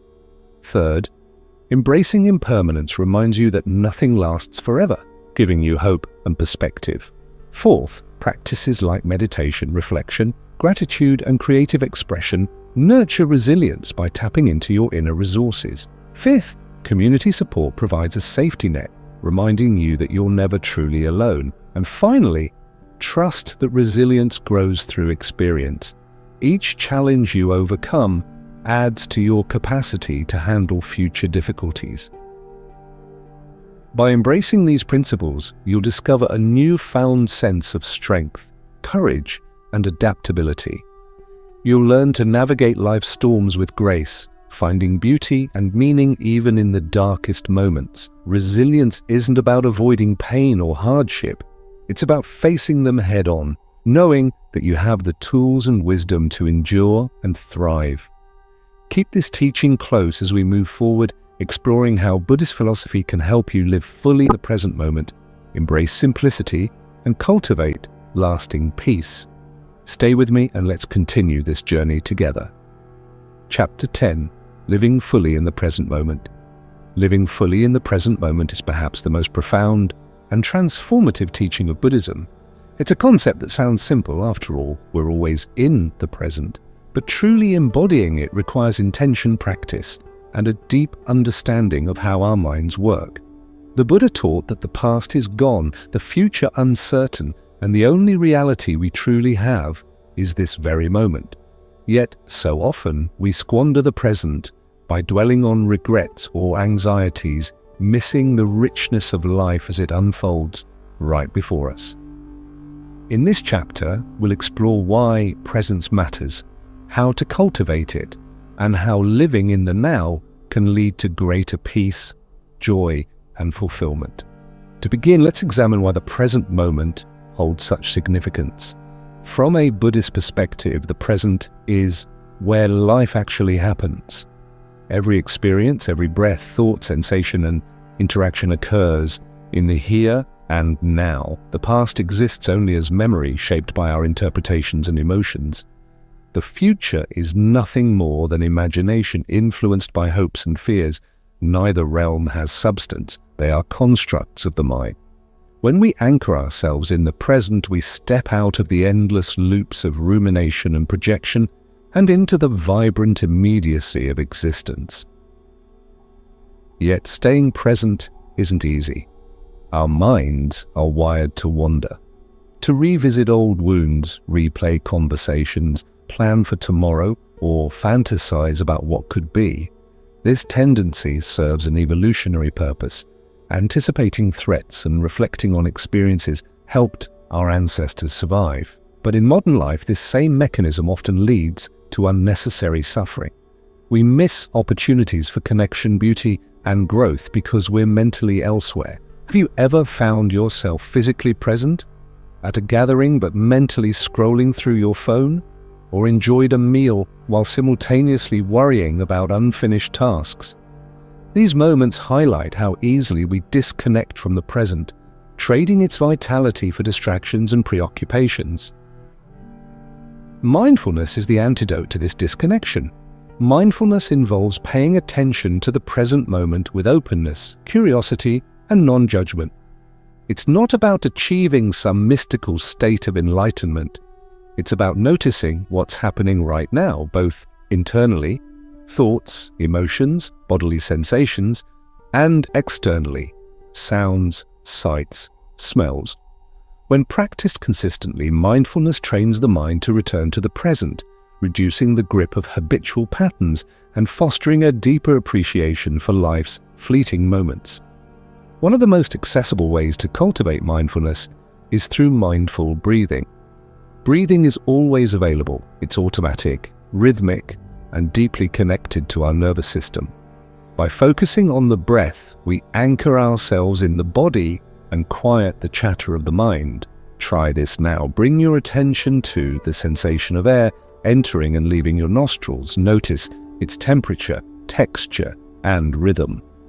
If your mind wanders, and it will, gently guide it back to the breath without judgment. Even a few minutes of this practice can create a sense of calm and clarity, grounding you in the present. Another powerful technique is sensory awareness. Our senses provide direct access to the present moment, bypassing the analytical mind. To practice sensory awareness, choose one sense to focus on, for example, sight, sound, touch, taste, or smell. If you're outdoors, observe the colors of the sky, the rustling of leaves, or the warmth of sunlight on your skin. If you're eating, savor each bite, noticing flavors, textures, and aromas. By immersing yourself in sensory details, you interrupt the stream of thoughts and awaken to the vividness of the moment. Gratitude amplifies presence by shifting our focus from what's lacking to what's abundant. Each day offers countless gifts: the air we breathe, the kindness of strangers, the beauty of nature, but they often go unnoticed amid the busyness of modern life. Practicing gratitude invites us to slow down and appreciate these blessings. For instance, take a moment to reflect on 3 things you're grateful for today. They don't have to be grand gestures. Sometimes the smallest joys, a child's laughter, a warm cup of tea, a heartfelt conversation, are the most profound. Gratitude transforms ordinary moments into extraordinary ones, reminding us that happiness resides in the details. Letting go of attachment is another key aspect of living fully in the present moment. Attachment pulls us out of the now, tethering us to desires, expectations, and outcomes. We cling to pleasant experiences hoping they'll last forever and resist unpleasant ones, wishing them away. But clinging and resisting only amplify suffering. Instead, Buddhism encourages us to embrace impermanence, a theme we explored earlier, recognizing that everything arises and passes like waves on the ocean. By holding lightly to experiences, whether joyful or challenging, we free ourselves to engage with them fully, without fear of loss or aversion to discomfort. Non-attachment also applies to our identities and roles. Much of our stress stems from identifying too strongly with labels, our job title, relationship status, achievements, or failures. These identities shape how we see ourselves and how we believe others see us, creating pressure to maintain certain standards. Non-attachment doesn't mean rejecting these aspects of ourselves. It means seeing them as temporary expressions rather than fixed truths. When we release the need to define ourselves rigidly, we open up space for authenticity and flexibility, allowing us to respond to life with greater ease and creativity. Simplicity complements presence by stripping away distractions and excess. Modern society bombards us with stimuli, notifications, advertisements, endless entertainment options that fragment our attention and dilute our experience of the moment. Simplifying our lives, whether by decluttering physical spaces, limiting screen time, or adopting minimalist habits, creates room for presence to flourish. Simplicity reminds us that less is often more, that true fulfillment comes not from accumulating possessions or accolades, but from savoring the essence of life itself. Compassion enhances presence by connecting us to others and to our shared humanity. When we approach interactions with genuine care and empathy, we naturally become more attuned to the nuances of the moment. Listening deeply, offering support, and sharing vulnerability foster authentic connections that ground us in the present. Compassion also softens our hearts, making us more receptive to life's beauty and complexity. It reminds us that every encounter, no matter how brief, is an opportunity to give and receive love. Mindful movement practices like yoga, tai chi, or walking meditation integrate body and mind, cultivating presence through action. Movement anchors us in the sensations of the body, drawing attention away from mental chatter and into the flow of motion. For example, during a walk, notice the rhythm of your steps, the feeling of your feet touching the ground, the sway of your arms. Walking becomes not just transportation, but a form of meditation, a celebration of aliveness. Similarly, yoga invites us to synchronize breath with movement, creating harmony between inner and outer worlds. Reflection is another valuable tool for deepening presence. Taking time to contemplate your experiences, not just during crises, but in everyday moments, helps you extract meaning and insight from the mundane. Ask yourself, what am I feeling right now? What am I observing around me? How does this moment fit into the larger tapestry of my life? Reflection transforms routine activities into sacred rituals, imbuing them with significance and purpose. Finally, embracing silence is essential for living fully in the present moment. Silence creates space for awareness to arise, unobstructed by noise or distraction. Whether it's sitting quietly in nature, meditating in stillness, or simply pausing amidst activity, silence allows us to tune into the subtle rhythms of existence. It reminds us that presence doesn't require constant doing, it thrives in being. As we conclude this exploration of living fully in the present moment, I want to leave you with a few key takeaways. First, the present moment is the only reality we truly have. Everything else is memory or imagination. Second, mindfulness and sensory awareness are powerful tools for anchoring yourself in the now. Third, letting go of attachment and embracing simplicity deepen your capacity for presence. Fourth, compassion and gratitude enrich the quality of your interactions and experiences, enhancing your connection to the moment. Fifth, reflection and silence provide opportunities for insight and renewal, reinforcing your commitment to presence. And finally, trust that living fully in the present is a lifelong journey, one that unfolds gradually, revealing new layers of beauty and wisdom along the way. By embracing presence as a guiding principle in your life, you'll discover a newfound sense of peace, clarity, and joy.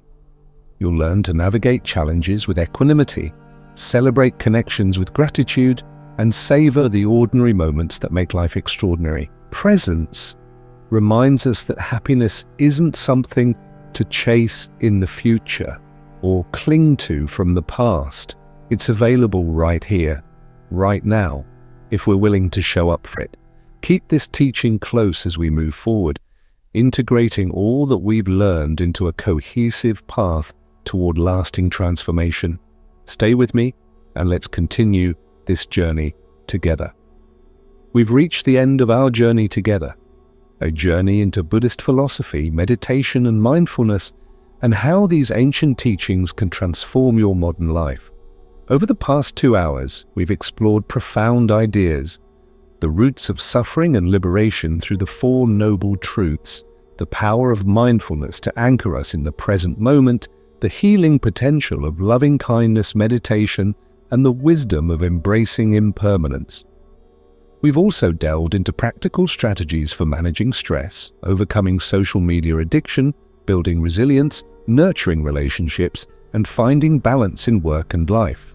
Each chapter has been an invitation to look deeply at your habits, thoughts, and emotions, and to see them not as obstacles, but as opportunities for growth. As we reflect on all that we've covered, I want to leave you with one final thought. Transformation begins with awareness. It starts when you pause long enough to notice, to truly see the patterns that shape your life. Maybe it's the way you react impulsively to stress, or how scrolling through social media leaves you feeling empty rather than fulfilled. Perhaps it's the realization that much of your suffering stems not from external circumstances, but from your attachment to how things should be. Whatever insights have emerged for you during this video, hold them gently. Let them guide you, not as rigid rules, but as gentle reminders of what's possible when you choose presence over distraction, compassion over judgment, and acceptance over resistance. Remember, this isn't about perfection. You don't need to overhaul your entire life overnight. Change happens gradually, one small step at a time. Start where you are, with what you have. If mindfulness feels daunting, begin with just 3 conscious breaths. If loving kindness meditation seems challenging, start by offering goodwill to yourself. If setting boundaries feels uncomfortable, take one small step towards saying no or yes with clarity and kindness. Progress is rarely linear. There will be days when you feel unstoppable, and others when even the simplest tasks seem overwhelming. That's okay. What matters is your willingness to keep showing up for yourself, for others, and for the world around you. One of the most beautiful aspects of Buddhism is its universality. These teachings aren't confined to any particular culture, religion, or time period. They speak directly to the human experience, addressing universal struggles like craving fear, and dissatisfaction, while offering timeless solutions rooted in wisdom and compassion. Whether you're new to these concepts or someone who's been practicing for years, there's always more to discover, more to explore, more to integrate into your daily life. As you move forward, carry these principles with you, not as burdens, but as gifts. Let mindfulness remind you to savor the richness of each moment, whether it's the warmth of sunlight on your face or the sound of laughter shared with loved ones. Let compassion soften your heart, helping you navigate conflicts with empathy and understanding. Let impermanence inspire you to cherish the fleeting beauty of existence, knowing that every moment is precious because it won't last forever. And let gratitude fill the spaces between. Gratitude for the blessings in your life, big and small, seen and unseen. Finally, know that you're not alone on this journey. At the Mindful Zone, my hope is to create a space where we can come together to learn, grow, and support one another in living more meaningful, peaceful lives. If anything we've discussed today resonated with you, I encourage you to revisit these teachings, share them with others, and apply them in ways that feel authentic to you. Your path is uniquely yours, yet it's intertwined with the paths of countless others, all of us navigating this shared human experience. Thank you for joining me today, for your curiosity, your openness, and your commitment to personal growth. May your journey ahead be filled with peace, clarity, and joy. May you continue to cultivate presence, compassion, and resilience, not only for your own benefit, but for the benefit of all beings. Until next time, take care, and remember, you already have everything you need to thrive.